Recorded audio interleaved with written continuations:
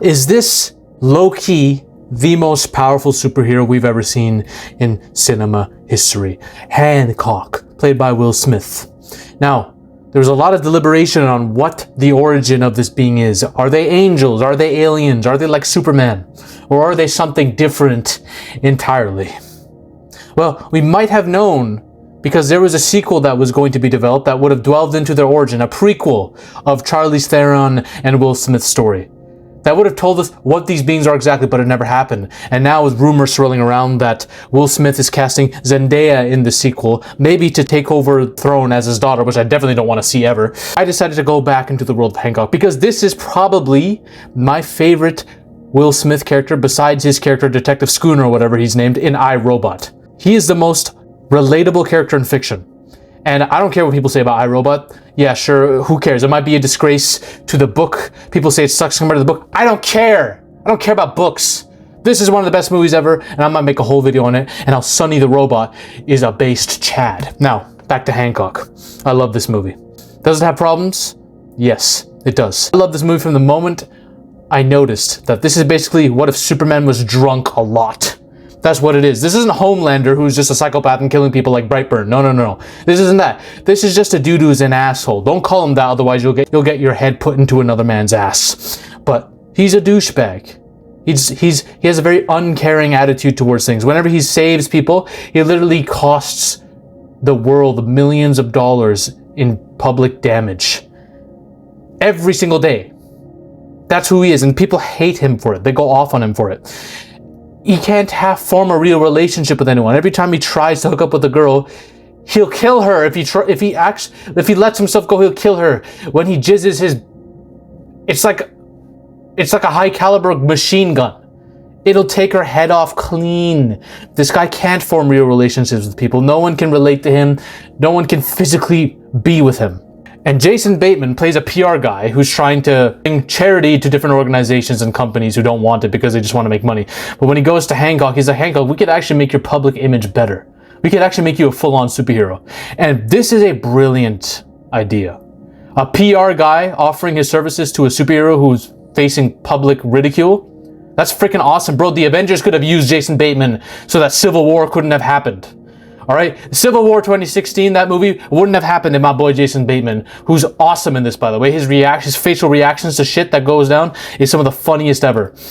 They needed him. So Hancock says, okay, fine. I'll give myself up, go to prison and look like the good guy, even though I'm going to shove people's heads up their asses, all right? I'm not going to escape prison, even though I can in 2 seconds, which I'm so happy that a movie showed how easily a being like this could escape human confinement. And he decides, okay, fine, I'll put on a suit and try to be a superhero. And you know what? There's success there. People start liking him again. Only problem is her. They're always a problem, especially when they look like Charlize Theron. See, she's the wife of Jason Bateman. And part of the reason I find Charlize Theron so attractive, besides the fact that she looks the way she does, is she reminds me of Michelle Pfeiffer from Scarface and even Batman. I had a massive smoldering crush on this woman, Michelle Pfeiffer. She's one of the hottest women of all time in her prime, okay? And who could resist those eyes? Will Smith sure can't. The problem is she's Jason Bateman's wife. But there's another even more massive problem than him just being horny for her, which any man would be. The issue is they're both born to be together. They are both the same being, same species. She's just like him, just as powerful, even more so, maybe. Essentially, if they were to get close to one another physically, over a long period of time, they would start to lose their powers and be vulnerable to being killed. That's the issue. When they're apart, they're as powerful as can be. They're gods. But together, oh man, it gets bad. Now, when this twist happened, this is the thing that'll divide fans. Okay, because this is arguably the thing that stopped this movie from being as great as it could be, according to people. I hated this twist when I first saw this movie. I despised it. The fact that Hancock's story is now getting overshadowed by this love story. First of all, the fact that these two are in this position, morally, this is kind of questionable to the audience because Jason Bateman is a dude helping Hancock, who's also her husband, and she's doing this shit. And when they go off to meet each other secretly, so she can explain to him what's going on, she dresses up like this for no reason. Why? Why did she throw Hancock across the street, causing so much structural damage when she knows she has to keep everything low-key? It's like the characters start doing things that are just stupid. Besides that, So a lot of people could say this is so corny. Oh, if we're together, we're weak and we have no powers, but apart. Oh, in a movie like this, it can come off like really cringe out of nowhere romance. Unfortunately for me, I think the reason that I don't like this is because there's two clashing tones that this movie has. In one sense, it's an R-rated superhero movie. Maybe not like Deadpool necessarily, but this dude shoving dudes' heads up people's asses. He's jizzing and his jizz is like bullets flying into the roof. Like, this is an R-rated superhero flick. And then axes are being used to cut people's hands off in a hospital. But then it goes from that to like this rom-com, like a chick flick almost, with some Mr. and Mrs. Smith vibes going on, except with superpowers. So it feels like two different movies at once. What I will say is, while this bothered me before, it bothers me less now that I know the twist is coming. And ultimately, I still think it doesn't completely ruin Hancock's story. It just takes away from... I like the first hour of the movie more than the second hour. Even though there's a lot more shit that happens. I'll give the second hour of this. There's some badass action scenes. The scene in the convenience store. The scene where he's throwing people through hospital walls. This dude kills 2 people in the final fight in the hospital. He goes there. That's how crazy this final fight gets, alright? This was happening before Man of Steel and Homelander were on the big screen, okay?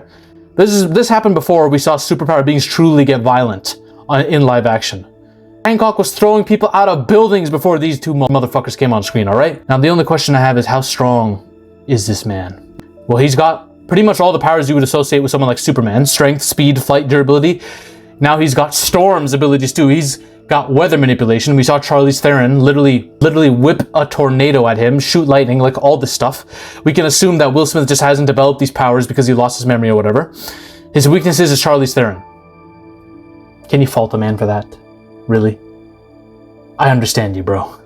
His weakness is Charlize Theron. If you put those 2 together, it's over. Keep them apart. This guy's practically indestructible. All right. Now, let's look at all the superpowered beings we've seen in a similar context. Brightburn, basically evil Superman. Hancock destroys this man, rips him in half effortlessly. Now, that's kid version of Brightburn. Adult Brightburn might be the devil. This guy might be the Antichrist because he's got lasers, telepathy, telekinesis, flight, all that stuff. He might be a different level of entity. Do not let him find Charlize Theron. The world will end at that point. Homelander gets so badly destroyed by Hancock, y'all have no idea. The problem with Homelander is he's in a show that ultimately doesn't show his true feats, and Maeve made him bleed. I'm sorry, Maeve is not doing shit to Hancock. She's breaking her hand on his jaw. You're getting your head torn off, Homelander. Let's talk about Supes. Oh man, here we go. Let me put it this way. I think Man of Steel Supes gets beaten. Because when I see their reactions to getting hit by bullets, in Man of Steel it was very clear Zack Snyder at that point was trying to make a realistic Superman, because the Kryptonians are getting hit with bullets and their faces are going like this, right? They're covering a little bit. You know, Superman's getting nuked and shit. That's one version of Superman. Then there's the guy who comes back from the mother box and Zack Snyder decides, fuck realism, I'm going full comic book Supes. He whips the Justice League's ass and makes Steppenwolf look like a bitch, pretty much. I think this guy pretty much beats Hancock. I think that's fair to say.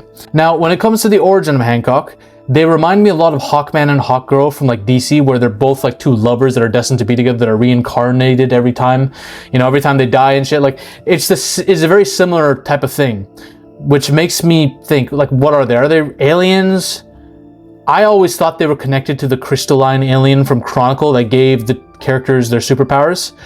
You know, that being that emitted this alien radiation that gave them powers and seemed to be a creature in and of itself because it's growing organic veins. I thought whatever race made these, or maybe them themselves, built the Hancock beings and used the radiation here to make them. You know, the characters from Chronicle, they're durable, they have flight, they have telepathy. Now, yes, they have different powers than Hancock's, pretty much, but there's similarity happening with weaknesses. Like, whenever they use their powers, like, one of them would start bleeding and they would sense the other person. Like, I just thought there was a connection there. It doesn't make any sense. I just love Chronicle and want to connect it to everything. I don't think they're aliens. Are they angels? Charlize Theron in this does say people have called us aliens and angels. You know, they could be demigods. Hancock and Mary embody an ancient pair bond concept. It's revealed that they were created in pairs. When they're together, they become mortal. Alone, they're immortal and godlike. They're surviving demigods from an ancient civilization, Sumerian, Egyptian, once the protectors and rulers over humanity. But their pairings and sacrifices cause them to lose memory of their true origins. So each time they fall in love, they'd grow mortal, risk death, and survive, only to be separated again, and sometimes with severe memory loss. I don't think this is the first time he lost his memory. I think it's happened before. The other theory is they were bioengineered or magically forged by a long-lost civilization to be humanity's guardians and fail-safes against extinction. The creators bound their immortality to isolation to prevent them from becoming tyrants or power-hungry. So when two guardians, basically, bond too closely, they become human, breakable, and forget who they are. This is like a built-in reset button. This could be like one of the most high IQ plays ever. Whoever these ancient beings were that wanted to preserve humanity, all you gotta do is show Will Smith Charlize Theron and he's done. Like, that is a perfect, bro. Using lust and love to ground two people, that's a very reliable thing. That really is. These two people who are built to be together, and that's the only thing that weakens them. That's a high IQ play. Making Will Smith the only one who can save humanity because Charlize Theron chooses to be with Jason Bateman. I am so glad it happened that way and it wasn't the reverse, because I don't mean to sound like anti-woke or any of that. I'm not that kind of YouTuber. But let's be real, if this film was made today, Charlize Theron would be the one being the hero at the end, and Will Smith would probably be in jail or some shit. I don't even know. That would go down, y'all. That would go down. So I'm happy with the way this ended in hindsight. Now, there was a prequel in development for the sequel story that would show Mary and Will Smith's stories before this film setting. In fact, it would actually delve into their origin a lot more and who made them. And we never got it.